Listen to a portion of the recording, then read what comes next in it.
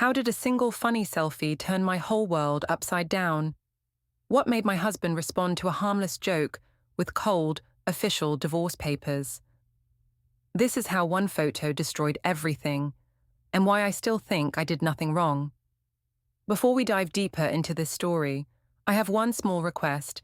Please subscribe, drop a like, comment, and hit that hype button to boost this channel so more people can discover these incredible stories. The cafe in Montmartre was everything I'd dreamed of.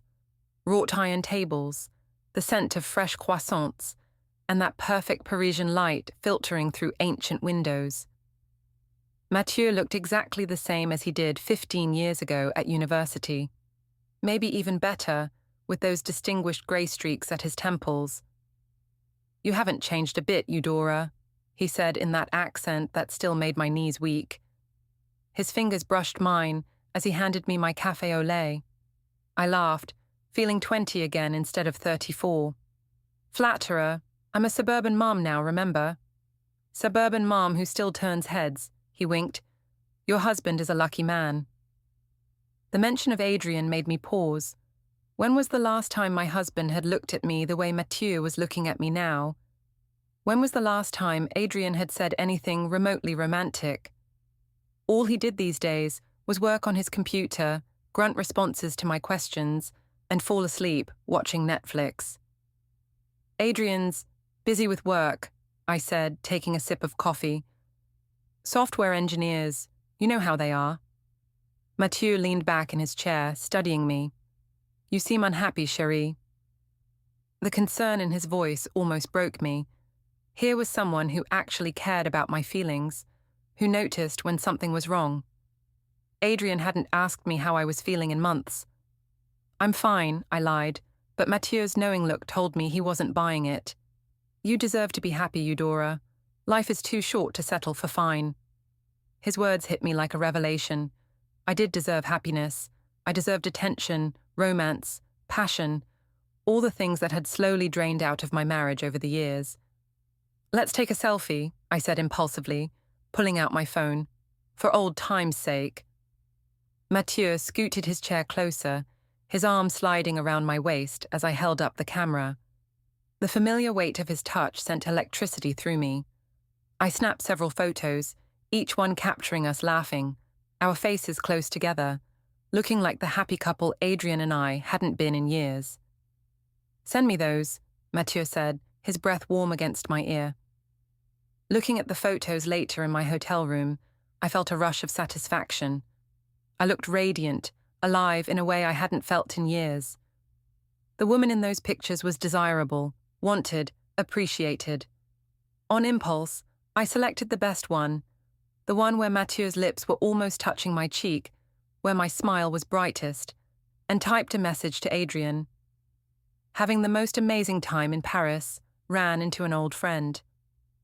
I hit send before I could second-guess myself. Let Adrian see what he was missing. Let him remember that other men found me attractive, even if he'd forgotten. My phone buzzed almost immediately. Got it. That was it. 2 words. No "miss you," no "have fun," no questions about my old friend. Just his typical emotionless response that proved exactly why I was sitting alone in a Parisian hotel room, craving the attention of my ex-boyfriend. I called my best friend Lily back in Chicago. She answered on the second ring. "Eudora, how's Paris? Please tell me you're having more fun than the rest of us stuck here." "It's incredible, Lily. And you'll never guess who I ran into." "Who?" "Mathieu, from Northwestern. Remember him?" There was a pause. "You're Mathieu, the French guy you were obsessed with." "I wasn't obsessed," I protested, though we both knew that wasn't true. "But yes, him. He's even more gorgeous now." "Ooh, scandalous. Please tell me you're being good." "Of course I'm being good," I said, though the lie felt heavy. "But I sent Adrian a selfie of us, and all he said was, 'Got it.' Can you believe that?"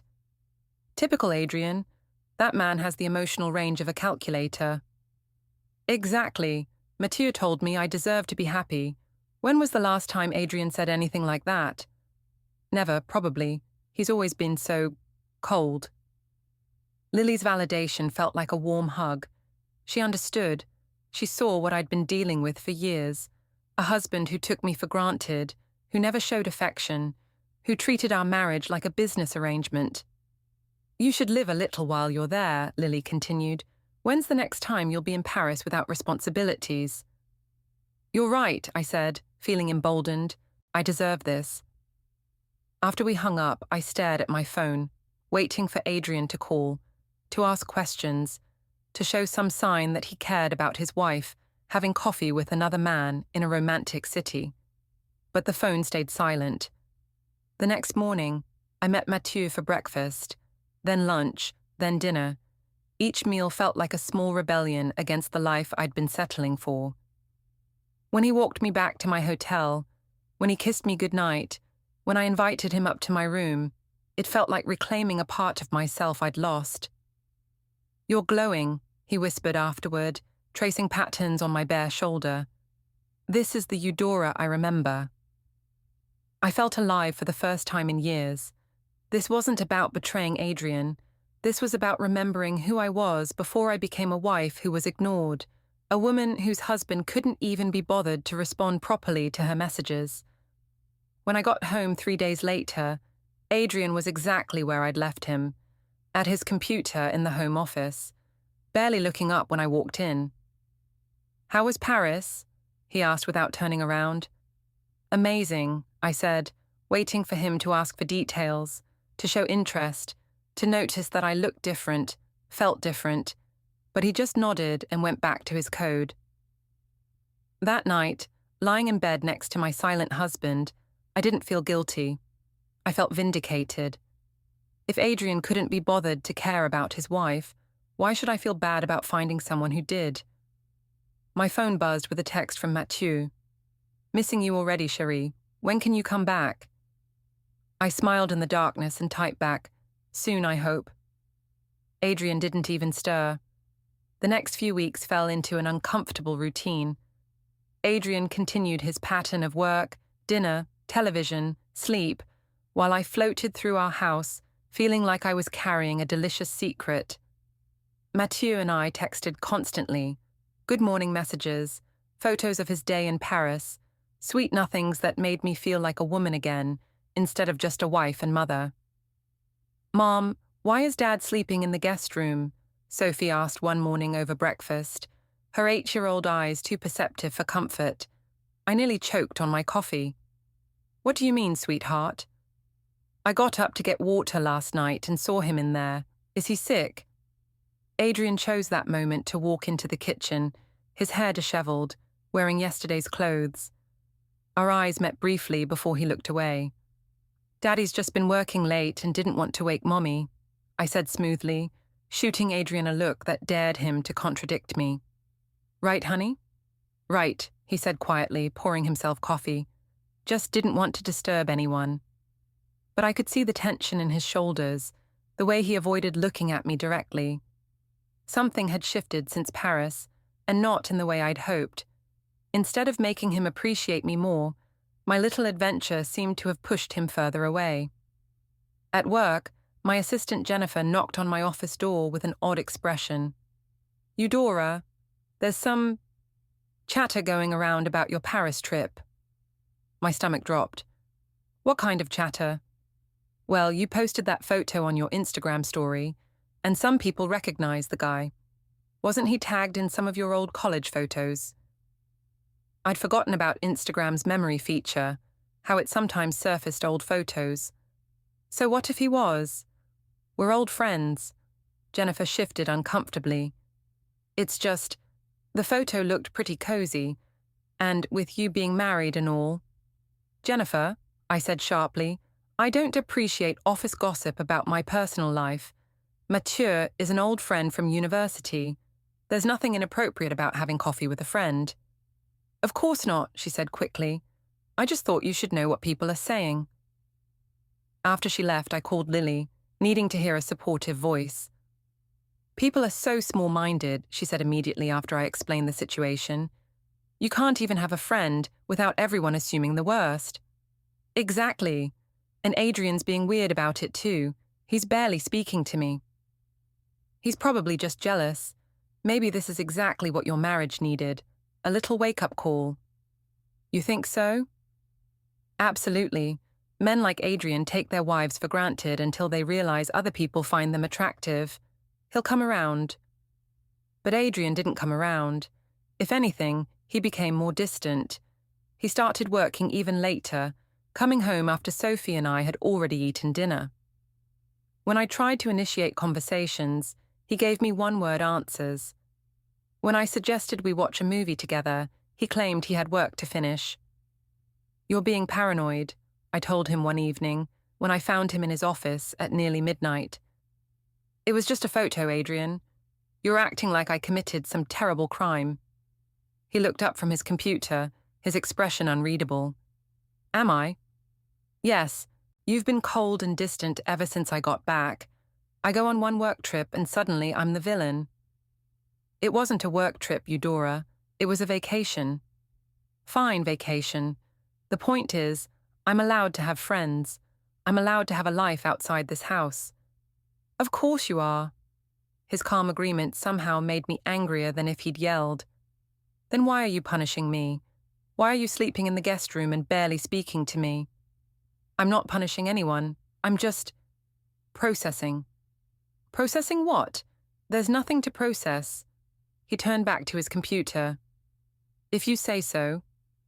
That dismissive response made my blood boil. How dare he make me feel guilty for having one moment of happiness, one afternoon of feeling desired and appreciated.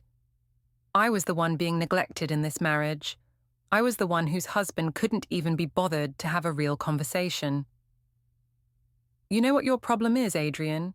You're emotionally unavailable. You have been for years. I can't remember the last time you told me I looked nice, or asked about my day, or showed any interest in me as a person. I ask about your day. How was work doesn't count.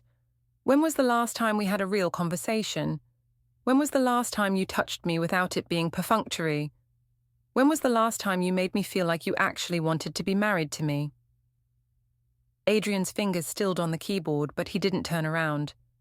I don't know. Exactly. So, excuse me if I enjoyed spending time with someone who actually pays attention to me. I stormed out of his office, slamming the door behind me. In our bedroom, my bedroom now apparently, I grabbed my phone and texted Mathieu. Missing Paris, missing feeling appreciated. His response came immediately. Missing you too, beautiful. You deserve so much better. The validation felt like a balm on my wounded pride. At least someone understood what I was going through. The next day, I had lunch with my parents, bringing Sophie along. My mother immediately noticed my mood. You seem tense, dear. Everything all right at home? Adrian's being difficult, I said, cutting Sophie's sandwich into triangles. He's upset about something completely ridiculous. What happened? My father asked. I ran into an old friend in Paris and we took a photo together. Adrian's acting like it's the end of the world. My parents exchanged glances. Well, my mother said carefully, men can be territorial about their wives having male friends. It's 2024, Mum. I'm allowed to have friends. Of course you are, my father said. Adrian's always been a bit serious. He probably just doesn't understand how to handle social situations. Exactly. He's never been fun or spontaneous. He doesn't know how to just enjoy life. Sophie looked up from her sandwich. Are you and Daddy getting divorced? The question hit me like a slap. Of course not, sweetheart.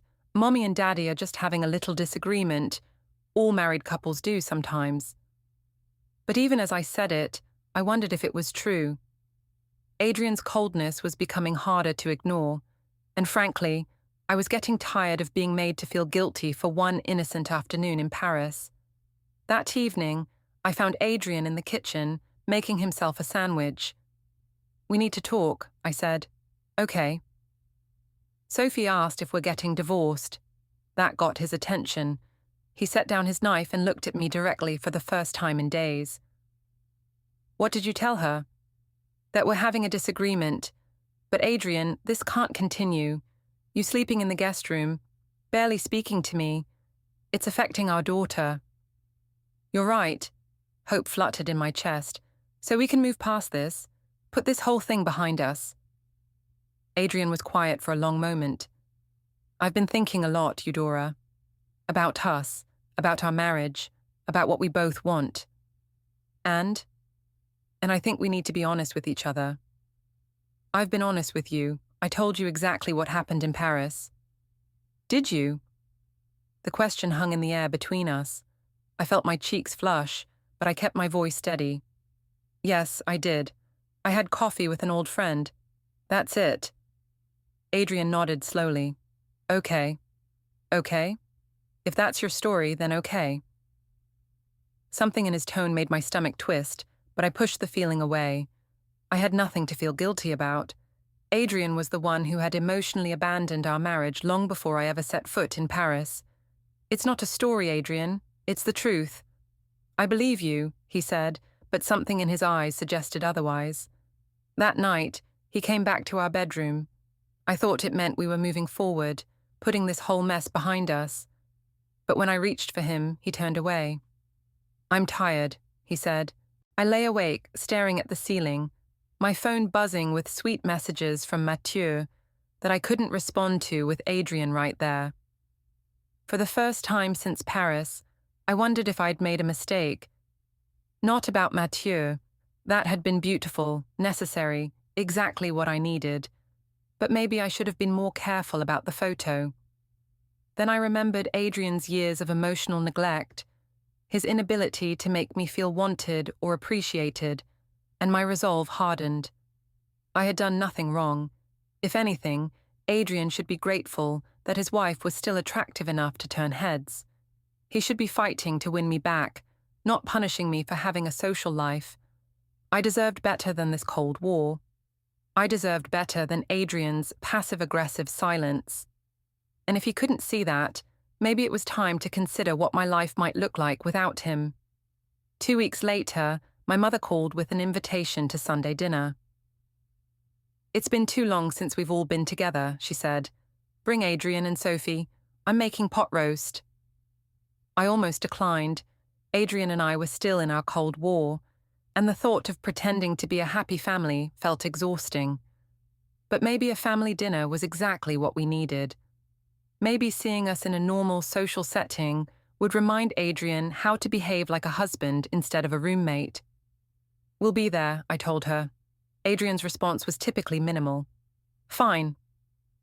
Sunday afternoon found us sitting around my parents' dining room table, Sophie chattering happily with her grandparents, while Adrian and I maintained a polite but distant facade.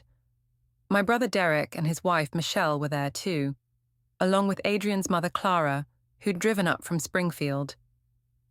Eudora looks wonderful, Clara said, patting my hand. That trip to Paris must have agreed with you. I felt Adrian stiffen beside me. It was exactly what I needed, I said. Sometimes you have to get away to remember who you are. I've always wanted to visit Paris, Michelle said.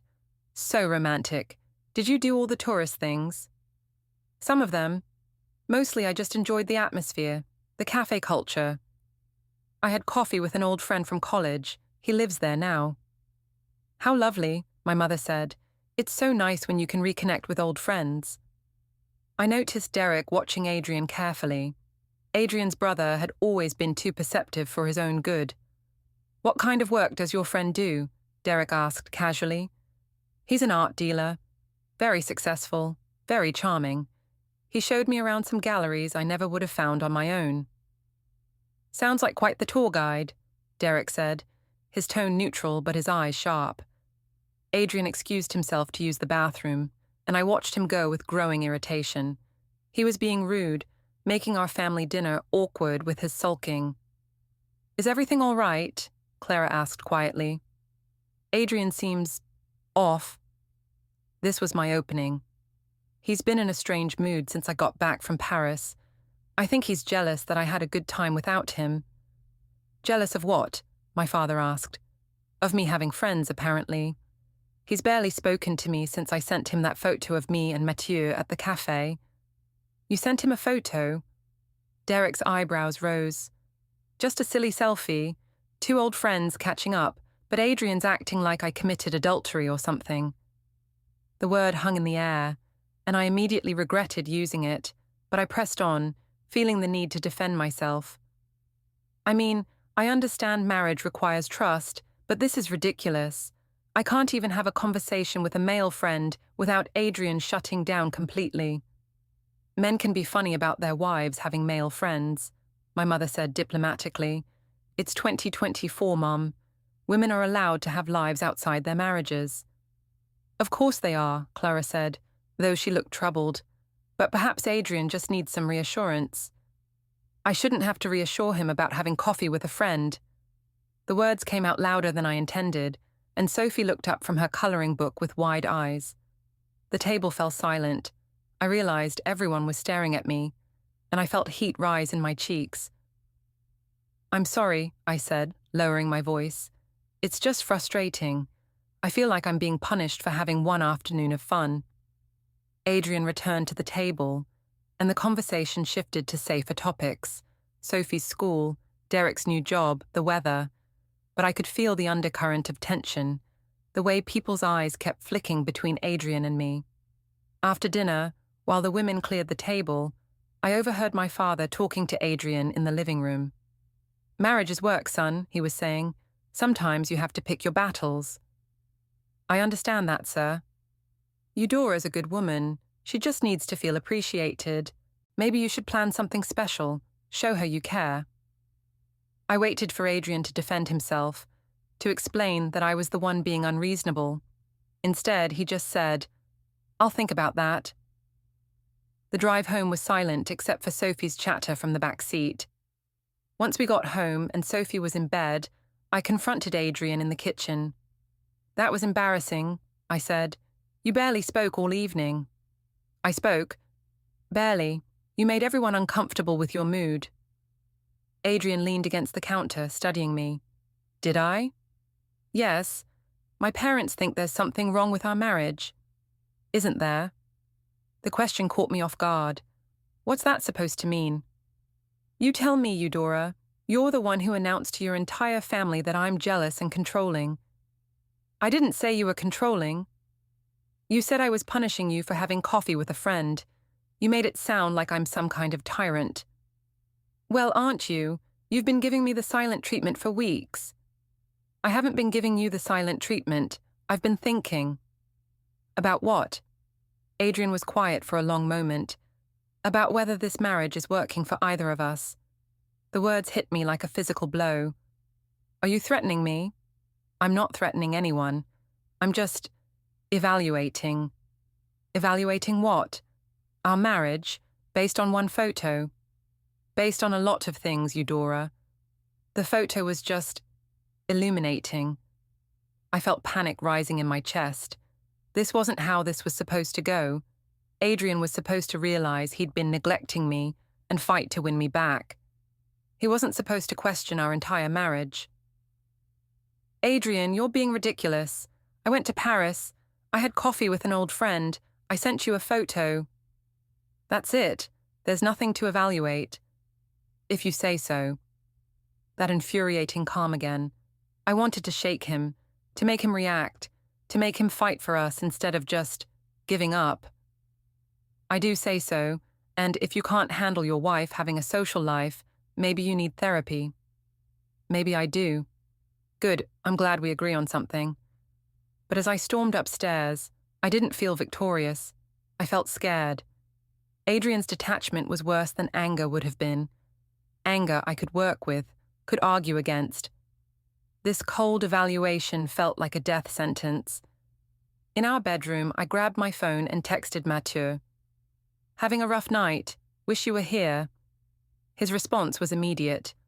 Want to talk? I'm here for you, chérie. I almost called him, almost poured out all my frustrations about Adrian's unreasonable behavior. But something held me back.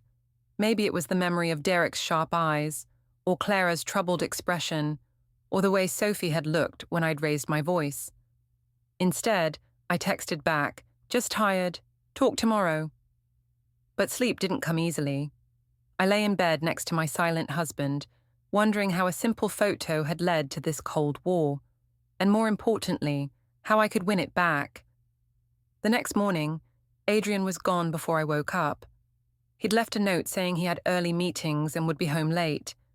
It felt like another small abandonment, another way of avoiding the conversation we needed to have. At work, I found it hard to concentrate. Jennifer brought me coffee and asked if I was feeling all right. "Just tired," I said. "Marriage stuff." She nodded sympathetically. "Want to talk about it?" For a moment, I considered it, but Jennifer was young, single, probably wouldn't understand the complexities of a long-term marriage. "It's nothing serious, just the usual bumps." But even as I said it, I wondered if that was true. Adrian's talk of evaluation felt more serious than a bump. It felt like a threat. That evening, when Adrian came home at nearly 9 o'clock, I was waiting for him. "We need to fix this," I said without preamble. "Do we?" "Yes, for Sophie's sake, if nothing else. She's already asking questions." Adrian set down his briefcase and looked at me directly. "What do you suggest?" "Counseling. You said you might need therapy. Let's do couples counseling." "All right." His easy agreement surprised me. "Really?" "Really. I think it would be helpful to have a neutral third party help us, evaluate our situation." There was that word again, but at least he was willing to try. At least he wasn't just giving up on us. "Good," I said. "I'll find someone this week." "Actually," Adrian said, "I already made some calls. I have a few options for us to consider." The fact that he'd already been researching therapists should have reassured me.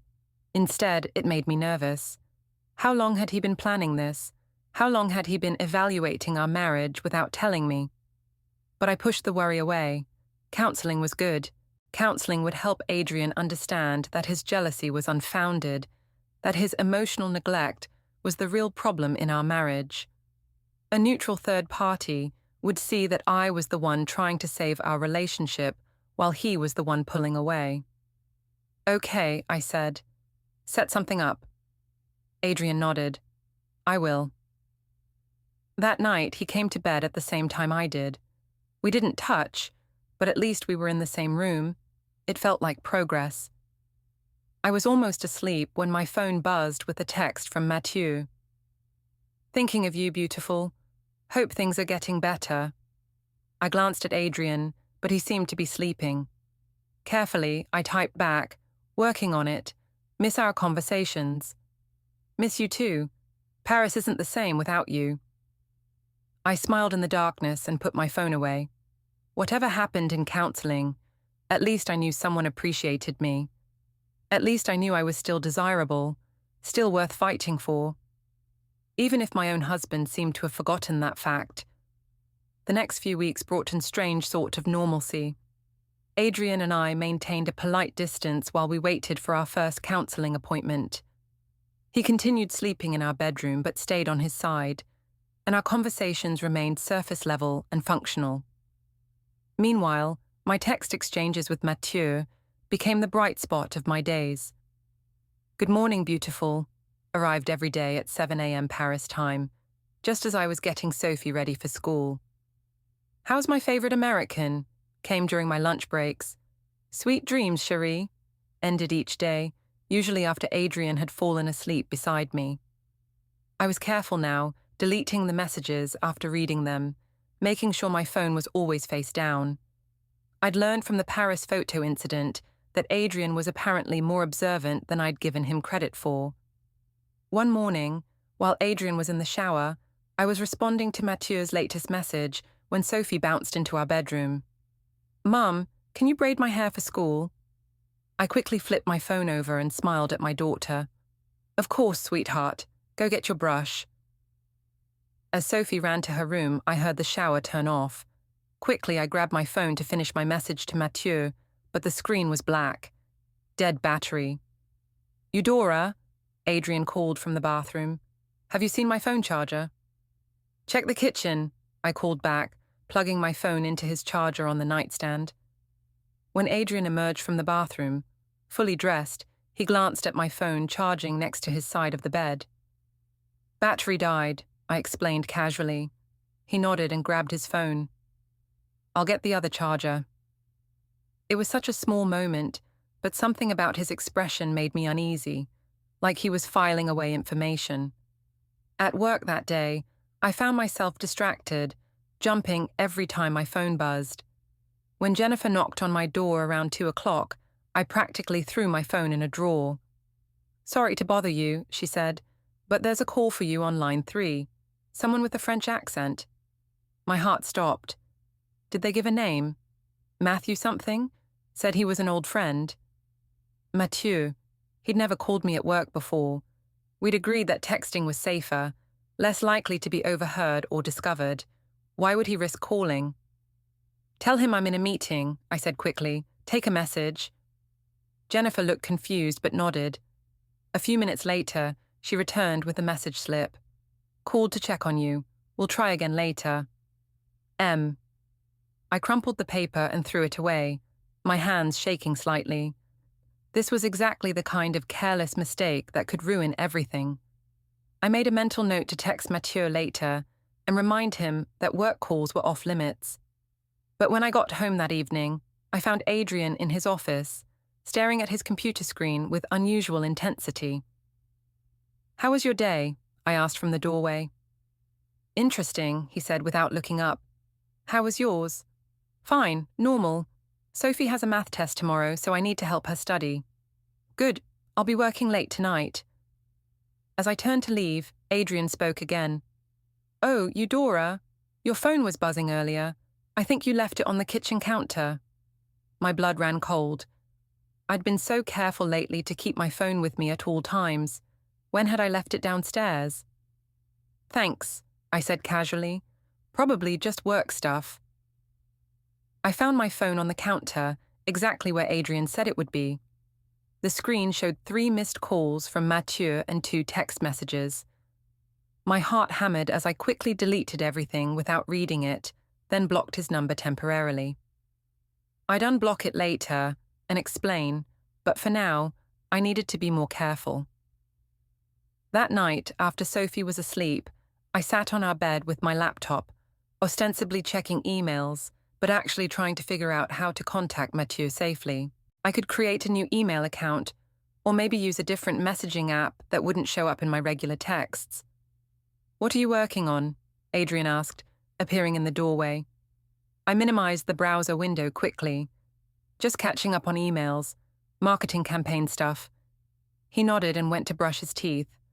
While the water was running, I quickly deleted my browser history and closed the laptop. The next day was Saturday, and Adrian announced he was going to visit his mother. "Want to come?" he asked. "Clara would love to see Sophie." "I have errands to run," I said. "Rain check?" After they left, I immediately unblocked Mathieu's number and called him. "Eudora, finally. I was worried when you didn't answer yesterday." "You can't call me at work," I said immediately. "It's too risky." "I'm sorry, chérie. I just missed hearing your voice. These text messages aren't enough." The longing in his voice made my heart flutter. "I miss talking to you too, but we have to be careful. Adrian's been suspicious." "Of what? We're just friends catching up, no?" "Of course," I said quickly, "but he doesn't understand. He's jealous of any attention I get from other men. That's because he knows what a treasure he has. If you were mine, I'd be jealous too." The word sent a thrill through me. If I were his, what would that life look like? Passionate, romantic, full of the appreciation and attention I'd been craving for years. "I should go," I said reluctantly. "They'll be back soon." "When can we talk again? Really talk?" "I don't know. I'll figure something out." After we hung up, I sat in my empty house feeling more alone than ever. This sneaking around, this constant vigilance, was exhausting. But what choice did I have? Adrian had made it clear that he disapproved of my friendship with Mathieu. He was forcing me to be secretive by being so unreasonable about an innocent relationship. When Adrian and Sophie returned that afternoon, Sophie ran to me with a hug, while Adrian remained distant. "Grandma Clara says hi," Sophie announced. "She asked why you didn't come." "I told her you had things to do," Adrian said, his tone neutral. "How is she?" I asked. "Fine. She asked about our counseling appointment." I'd forgotten we'd mentioned that to his mother. What did you tell her? That we're working on things. That evening, while Adrian was helping Sophie with a puzzle, I snuck upstairs and created a new email account under a fake name. I sent the details to Mathieu with instructions to delete our text thread and only contact me through email from now on. His response came within minutes. Whatever it takes to keep talking to you, mon cœur. Mon cœur. My heart. The endearment made me smile despite the stress of the day. Sunday night, as I was getting ready for bed, Adrian spoke from his side of the room. Our first counseling session is Thursday at 4. Okay, where? Downtown, Dr. Sarah Mitchell. I'll send you the address. What kind of therapy does she specialize in? Marriage counseling, communication issues, trust. Something about the way he said trust made me look at him sharply, but his expression was unreadable. Good, I said. I think we definitely have communication issues. I agree. That night, I lay awake thinking about the counseling session. Part of me was nervous. What if Dr. Mitchell sided with Adrian? What if she thought I was being unreasonable about maintaining friendships? But mostly, I was hopeful. Finally, we'd have a neutral third party who could help Adrian understand that his jealousy was the problem, not my friendship with Mathieu. Finally, someone could explain to him that emotional neglect was just as damaging to a marriage as any other kind of betrayal. My phone buzzed with an email from Mathieu. Counting the days until you can visit Paris again, I have so many places to show you. I smiled and typed back, someday soon, I hope. As I hit send, I felt a surge of optimism. Counseling would help Adrian and me work through his trust issues. And once we did, maybe I could be more open about my friendship with Mathieu. Maybe Adrian would even understand that having someone appreciate me had actually helped our marriage by making me feel more confident and valued. Everything was going to work out. It had to. But as I drifted off to sleep, I couldn't shake the feeling that Adrian was planning something. The way he'd been so calm, so methodical about everything lately, felt different from his usual passive approach to conflict. It felt like he was building a case. Thursday afternoon arrived grey and drizzling, matching my mood as I sat in downtown traffic on my way to Dr. Mitchell's office. I'd spent the morning rehearsing what I wanted to say. How Adrian's emotional distance had driven a wedge between us. How his jealousy over an innocent friendship was symptomatic of deeper issues in our marriage. The office was in a sleek building near the financial district, all glass and steel. I found parking and checked my reflection in the rearview mirror, making sure I looked composed and reasonable. First impressions mattered, especially with therapists. But when I walked into the waiting room, Adrian wasn't there. Instead, I found a receptionist who looked confused when I gave my name. Mrs. Finch, I don't have you down for an appointment with Dr. Mitchell today. My husband made the appointment. Adrian Finch. She checked her computer again. I'm sorry, but I don't see anything under that name either. Are you sure it was today? My phone buzzed with a text from Adrian. Change of plans. Meet me at 425 Oak Street, Suite 1200, 4th floor. I stared at the message, confusion turning to irritation. Why would he change our appointment without telling me? And where was 425 Oak Street? I typed back, what happened to Dr. Mitchell? His response was immediate. This will be better. Trust me. Trust him. After weeks of cold shoulders and passive-aggressive behavior. But I didn't have much choice. I apologized to the receptionist and drove across town to the new address. 425 Oak Street turned out to be another office building, this one older and more traditional. The directory in the lobby showed Suite 1200 as Henderson, Walsh & Associates, Family Law. Family Law, as in divorce attorneys. My stomach dropped as I stood in the lobby, staring at the directory. This had to be a mistake. Adrian wouldn't. He couldn't. But my phone was buzzing with another text. 4th floor, they're expecting you. With shaking hands, I pressed the elevator button. This was probably just a consultation, I told myself. Maybe Adrian wanted to understand our legal options or get advice about protecting our assets. Maybe he thought having a lawyer present would make our counseling more official somehow. The elevator doors opened on a reception area that screamed expensive legal services, mahogany furniture, thick carpets, diplomas and awards covering the walls. A woman behind the desk smiled professionally. "Mrs. Finch, right this way. They're waiting for you in conference room A." They're waiting. Plural. The conference room was dominated by a long table surrounded by leather chairs. Adrian sat at one end, looking more composed than I'd seen him in weeks.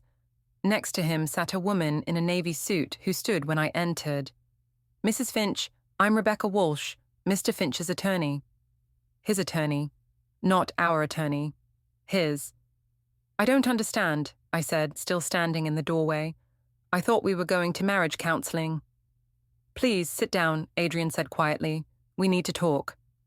"About what? Adrian, what is this?" Rebecca Walsh gestured to a chair across from them. "Mrs. Finch, your husband has some concerns about your marriage that he'd like to discuss in a structured environment." Concerns? I looked between them, panic rising in my chest. "What kind of concerns?" Adrian opened a folder in front of him. "Eudora, I need you to be honest with me. About Paris. About your relationship with Mathieu Lefebvre." The use of Mathieu's full name sent a chill through me. "I've been honest with you. We had coffee. We're old friends." "Just coffee?" "Yes." Adrian nodded to his attorney, who slid a manila envelope across the table to me. "Mrs. Finch, perhaps you'd like to review these documents before we continue." With trembling fingers, I opened the envelope.